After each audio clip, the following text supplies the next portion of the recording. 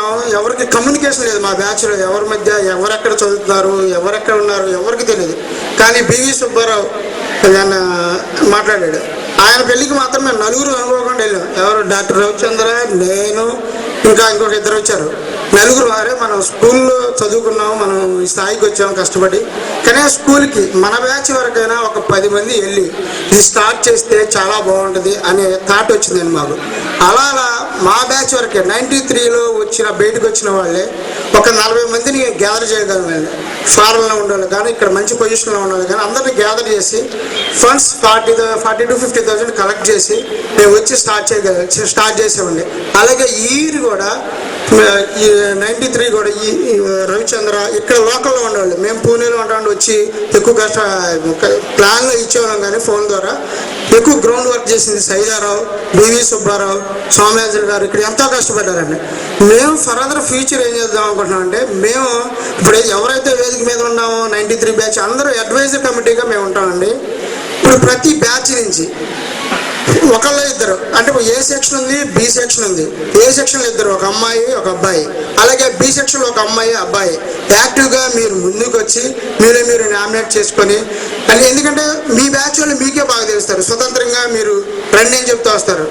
అలాగే ఇప్పుడు మీ బ్యాచ్లో మీకు ఎక్కువ కమ్యూనికేషన్ ఉంటుంది కాబట్టి నిజంగా మేము తర్వాత కలిసిన తర్వాత మాలో మేము ఒకరికొకరు చాలా యాప్ చేసుకోగలిగామండి. అలాగే మనం కలిసి ఉంటుంది కదా, మనం చేసుకుంటాం, మన స్టూడెంట్స్ చేస్తాం. సరైన గైడెన్స్ లేక ఎందుకని చెప్తున్నానంటే ఈ స్కూల్లో ఫస్ట్ వచ్చి 500 దాటిన వాళ్ళు కూడా మా బ్యాచ్లో మంచి పొజిషన్కి వెళ్తారు, వీళ్ళు మంచి ఫ్యూచర్లో మేము చూడగలుగుతాము అన్న వాళ్ళు 2-3 నేను అనుకున్న అప్పట్లో డాక్టర్ రవిచంద్ర, సుధీరు, రాజశేఖర రెడ్డి ఇలా 4 వీళ్ళందరూ మంచి పొజిషన్కి వెళ్తారు అని మేము భావించామండి మా దాంట్లో. ఎందుకంటే బాగా చదువుతారు, అన్నింటిలో ఉండేవాళ్ళు.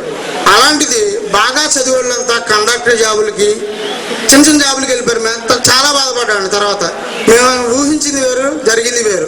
ఎందుకంటే సరైన గైడెన్స్ లేక, ప్రాపర్ ఫైనాన్షియల్గా సపోర్ట్ లేక. కానీ అలాంటి బాగా చదివే విద్యార్థులు కనీసం మనం చేయగలిగితే, అదే లాస్ట్ ఇయర్ మేము ఫండ్ కలెక్ట్ చేసి ఒక స్టూడెంట్కి మా బ్యాచ్లోనే రోజారామని అని మేము ఉపయోగపడగలిగాము. అలాగే స్కూల్లో కూడా water tanks, library books something అప్పుడు 40 మంది మా బ్యాచ్ చేసి మేము చేయగలిగింది మేము చేసామండి. అలాగే ఇప్పుడు ప్రతి ఇయర్ నుంచి ఇద్దరు ముందుకు వచ్చి దీన్ని నామినేట్ చేసి దీన్ని ఇంకా సక్సెస్ఫుల్గా ఒక మ్యాగజైన్ కూడా గైడెన్స్, ఇప్పుడు ఎవరెవరో ఏరియాలు, ఇప్పుడు సాఫ్ట్వేర్ ఫీల్డ్లో మేము ఉన్నాం, వాళ్ళకి జాబ్స్ కావాలంటే ఎలా, ఏ కంపెనీ పడుతుంది, ఆ డీటెయిల్స్ కావాలంటే మేము ఎప్పటికప్పుడు మేము ఇవ్వగలం వాళ్ళకి.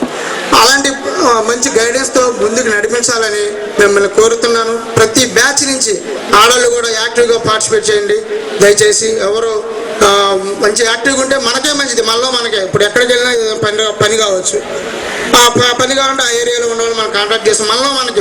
మనం చేసుకోవచ్చు, మన స్టూడెంట్స్కి బయటకు వచ్చే వాళ్ళు చేయొచ్చు. దయచేసి ప్రతి బ్యాచ్ నుంచి ఇద్దరుగా మీరు అనుకొని రావాల్సిందిగా మేము కోరుచున్నాం.